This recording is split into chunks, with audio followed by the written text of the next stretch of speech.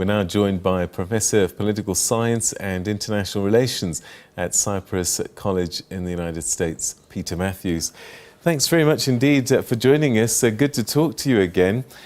So, explain to talk to you. Thank you, Peter. Fantastic to have you. Explain to our viewers why the Democrats are celebrating, even though they didn't really make any gains.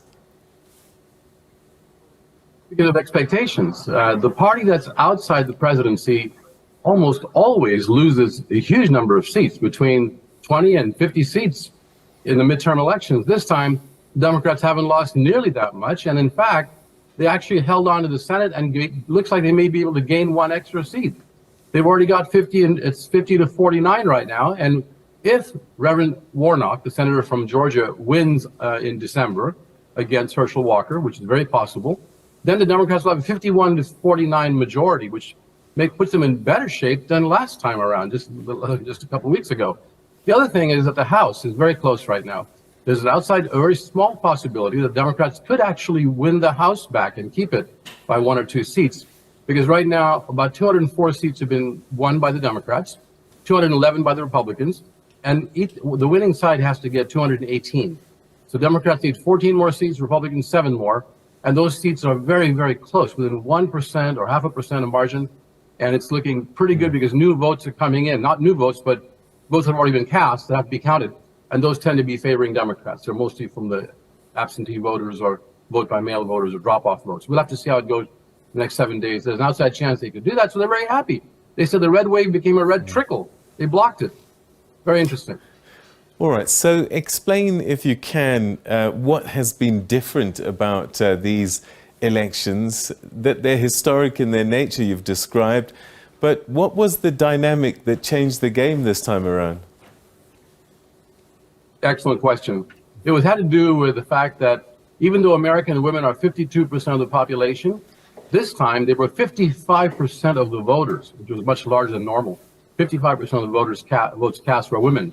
And frankly, out of that, the total votes cast, over half came from, well, the Democrats, let me say that the women voted much more for Democrats, about 10% more than for Republicans, and American men voted 9% more Republican than Democrat, but American men are smaller in number. So this was a good dynamic that helped the Democrats, but also with women and others who are friends of women, we looked at the issue of abortion choice. That was very important in driving them to the polls. And not only abortion, but the issue of freedom of choice and of democracy itself. The American women and many other progressives, including many people of color, as well as young people on the progressive side, came out to vote in droves because of the threat to democracy. The MAGA Republicans on the right wing of the party were threatening democracy with their statements, with backing President Trump, who has denied that President Biden is the true president. The election deniers ran for Congress, and Trump backed almost all of them and lost almost all of them, except for one. So this was a tremendous wave election in the opposite direction, based on democracy, human rights, as well as the economy. That was also an important issue. Does that mean that there must have been some Republicans who either didn't vote or actually changed their vote? There were some who voted split ticket. Some voters voted for governor for a Republican candidate and for Congress or Senate Democratic candidate. And that had to do with the pulling and cross pressures of the two different major issue sides. One was democracy and keeping the rule of law, as well as choice on abortion. That's on one side. Against the other side was pulling people in the other direction because of the economy. Many voters were thinking that the Democrats didn't do such a good job in maintaining, in bringing back a strong economy and fighting inflation and other things economic. But Democrats did a pretty good job, in my view, on doing the best they could in a year and a half in getting President Biden's Inflation Reduction Act, brought a lot of money in for new jobs and new technologies, and that has to take effect eventually. It takes a little time. So Democrats are asking for 2 more years. But it looks like the voters actually said, you know what, let's give them 2 more years, and especially since we trust them more to fight the MAGA Republicans. We don't trust the Republicans to stand up against this devastating leadership of President Trump, who is about to announce that he's going to run for president. That's going to throw more of a monkey wrench in the whole thing. So it'd be very interesting to see what happens now.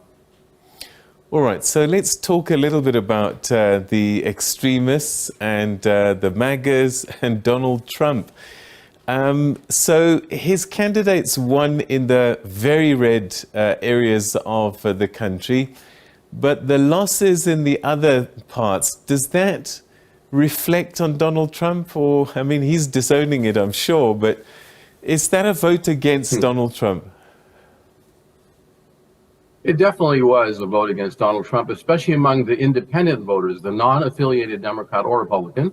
Those independent voters broke for the Democrats in larger numbers, and it was because of Donald Trump.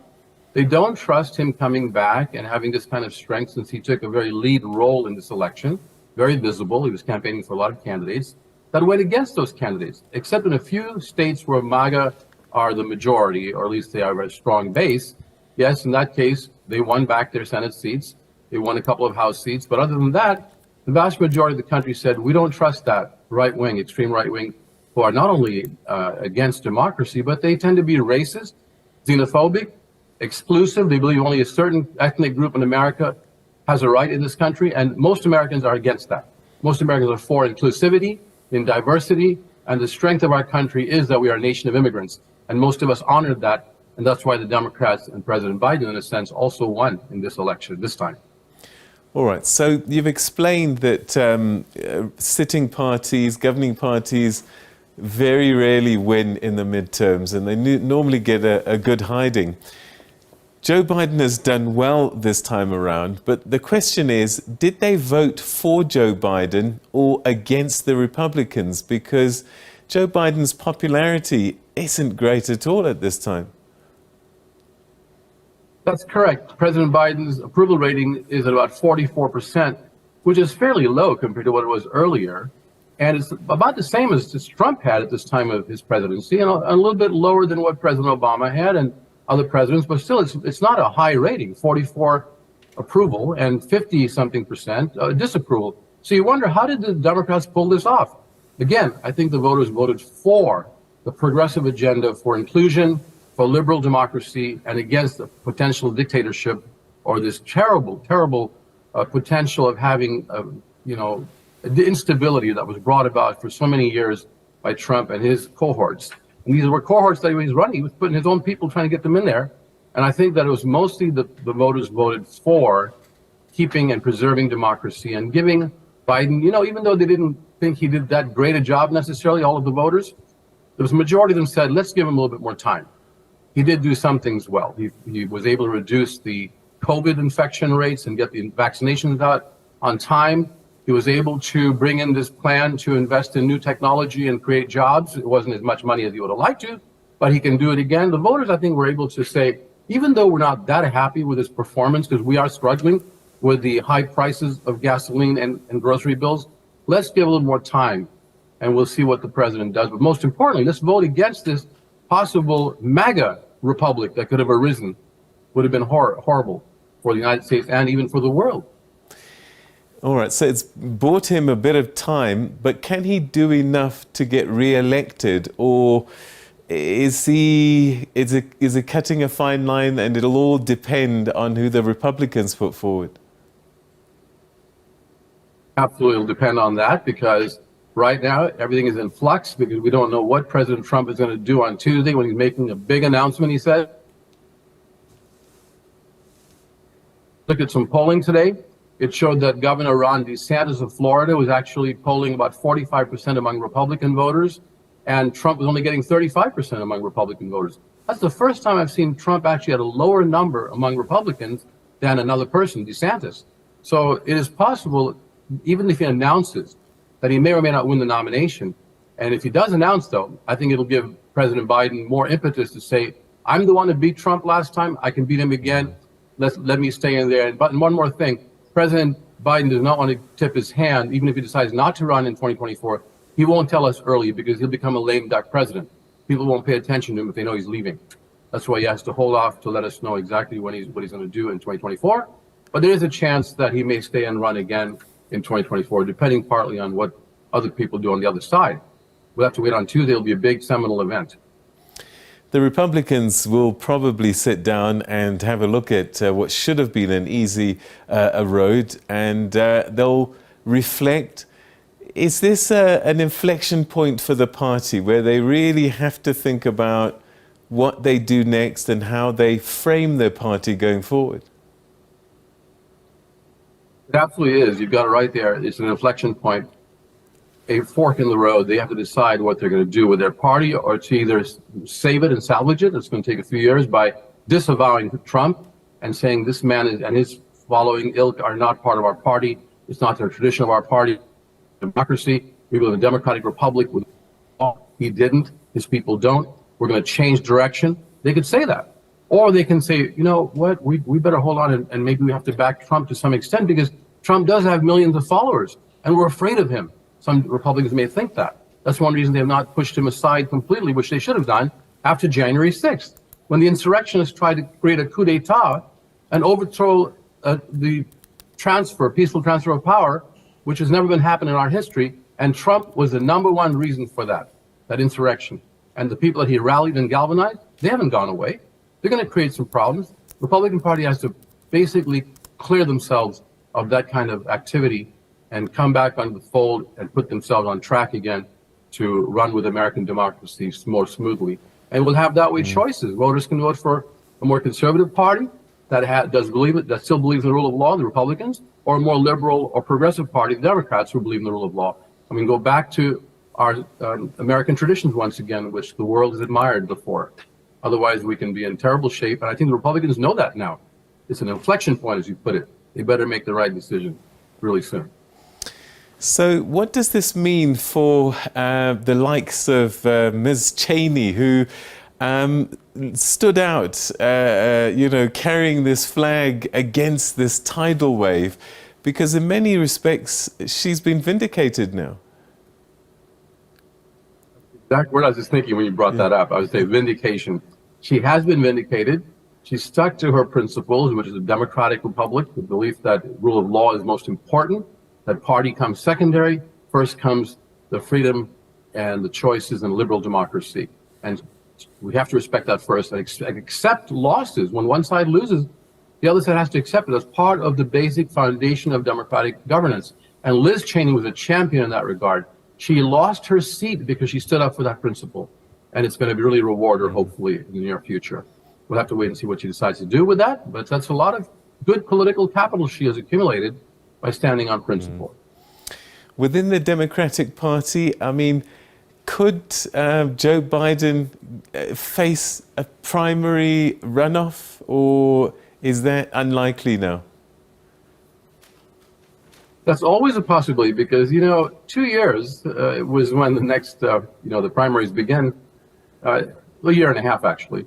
This is when you'll know much more soon when you get closer to that point, because right now there are so many variables, and this short time period is a long time in politics. Anything can happen, and we don't know if there'll be a challenge to President Biden or not, or who that challenger might be, depending on how well the economy does, depending on how well we get back on track with our democracy. And if the people want to reward President Biden for that, I think the only concern that some people have is that President Biden's birthday is coming up. Happy birthday, President Biden. He'll be 80 years old next week, this coming week, actually, 80 years old, the oldest president that we've had. He still seems to be in pretty decent shape and health and mental acuity, but some people are concerned about the age factor, and that's why some are urging him to pass the torch on to the next generation. But we won't know that until another few months at least as to which direction the party will be going in and the country itself. All right, and one last one. Kamala Harris, I believe that she worked really hard for months, traveling across the country to make sure that the Democrats made some headway. So perhaps she deserves some credit. Does that beef up her credentials and set her up maybe for the big job? Absolutely. Vice President Harris has been remarkable in these last few months in campaigning for the Democrats and helping them do as well as they did. And besides that, she is sitting in the second most powerful position in the United States. She's a heartbeat away from the presidency. Just by her being there for 2 years gives her a lot of credibility. And I think that her stature has grown in the last few months, and she will have a good shot at this if she decides to run. And most of the time when vice presidents choose to run, they win the nomination. So it's quite interesting to see how it'll go for Vice President Harris. And she's set a historical record. She's the first African-American woman to be vice president, the first Asian-American woman to be vice president. Her Mama's from India. It's very remarkable, this wonderful background that she has. And I think people better watch and see how she'll do, because I think she'll do very well in the next few months.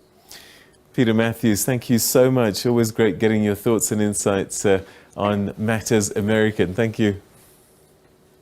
Thank you. My pleasure. Take care. Thank you. All right, that's Peter Mathews, a professor at political science and international relations at Cypress College in the United States. And so the story with the midterm elections is that it's a good moment for the Democrats and perhaps an inflection point for the Republicans.